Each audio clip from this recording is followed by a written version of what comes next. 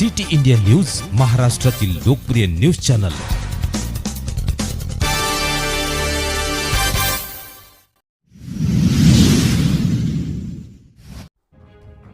छत्रपती शिवाजी महाराजांचा पुतळा अवमान प्रकरणी धुळे शिवसेनेकडून जोडो मारो आंदोलन।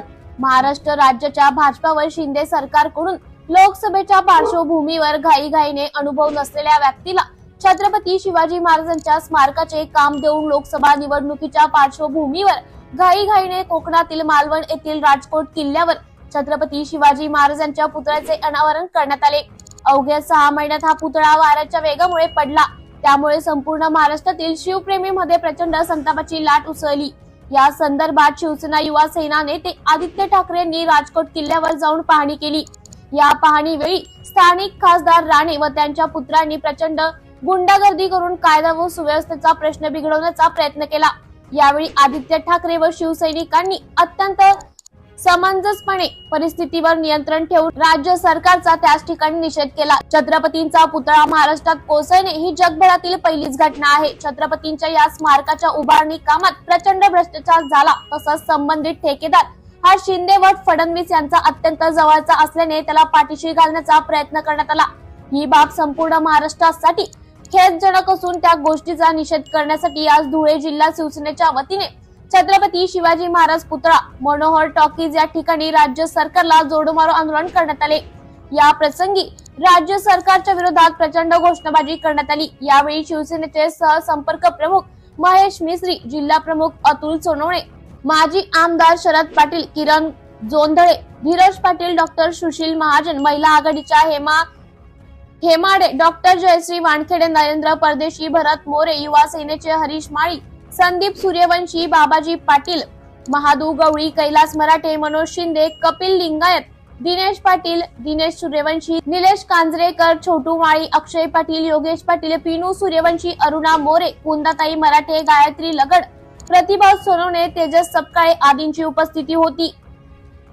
सिटी इंडिया न्यूज साठी जिल्हा प्रतिनिधी मयूर वैद्य, धुळे।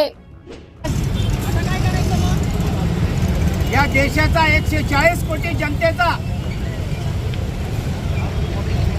मनोती, या देशाचा पंतप्रधान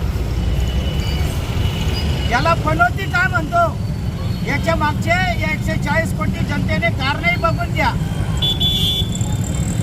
या देशाच्या पंतप्रधान हा पनोती सगळ्यात पहिले आनंद फानंदमध्ये जी क्रिकेटची मॅच मुंबईला होणार होती ती अहमदाबादला मोटेराला घेऊन गेलं, विश्वातलं सगळ्यात महाग स्टेडियम बनवलं आणि म्हणे याच्यात एक थेंब पाण्याचा सराव होणार नाही आणि लिकेज होणार नाही। पहिल्याच पावसामध्ये डायरेक्ट ते तलाव जलतरण तलाव सारखं होऊन गेलं। हा तिथं अपयशी ठरला, हा सपाट पावली या देशाचा पंतप्रधान। त्याचबरोबर नवीन संसद बनवली, ती संसद देखील अशी टपकायला लागली मकबऱ्यासारखी, तिथेही हा अपयशी ठरला। हा पनोती देशाचा पंतप्रधान, हा पनोती तिथेही थांबत नाही। त्याचबरोबर बिहारमध्ये पूल बनवला, ज्या पुलाचं उद्घाटन केलं, पहिल्याच पाण्यामध्ये तो पूल कोट्यावधी रुपयाचा पूल वाहून गेला, असा हा देशाचा पंतप्रधान पनोती। त्याबरोबर 140 कोटी लोकांचं आस्थेचं असलेलं मर्यादा पुरुषोत्तमाचं सियावर रामचंद्राचं मंदिर ते सुद्धा गळत आहे। फक्त 140 कोटी लोकांचा पैसा वापरायचा आणि आनंद फानंदमध्ये श्रेय घेण्याकरता हिता कापत फिरायचं।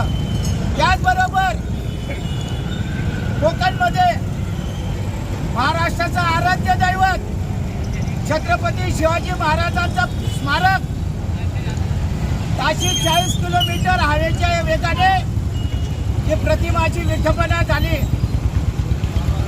ज्यावेळेस BNC या सगळ्या गोष्टींचं करतं, तर या हिंद महासागरातनं येणारं जे काही चक्रीवादळ असतं आणि जवळपास 2,500 किलोमीटरचा समुद्रकिनारी पट्टा असलेला आपला हा भारत देश, इथे ताशी 120 ते 125 किलोमीटर पर्यंतच्या या लाटा आणि या हवा या भारत देशाला टकरावत असतात।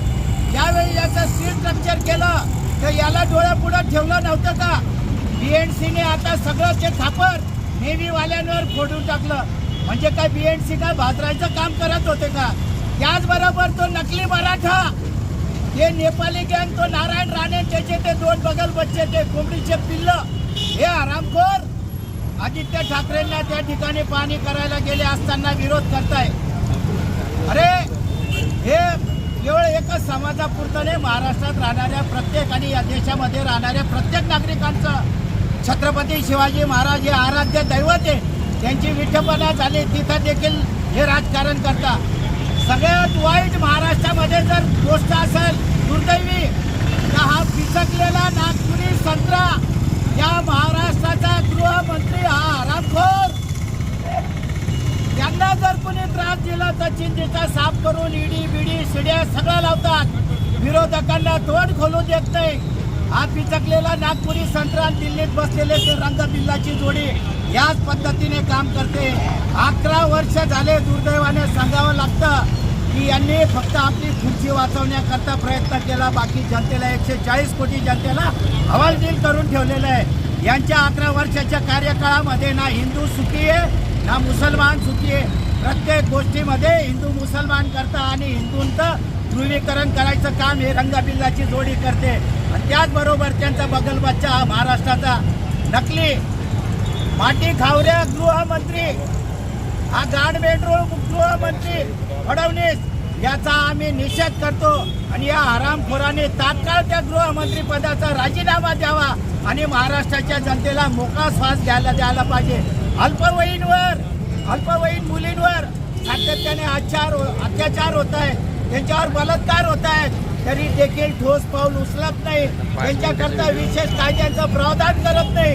पण यांना जे कोणी प्रश्न विचारतात त्या सगळ्या विविध राजकीय पक्षाच्या नेत्यांना मध्ये घालण्याकरता षडयंत्र करून त्याच्यामध्ये विविध IPC मध्ये प्रोत्साहन करून त्यांना मध्ये ठेवायचं काम करताय.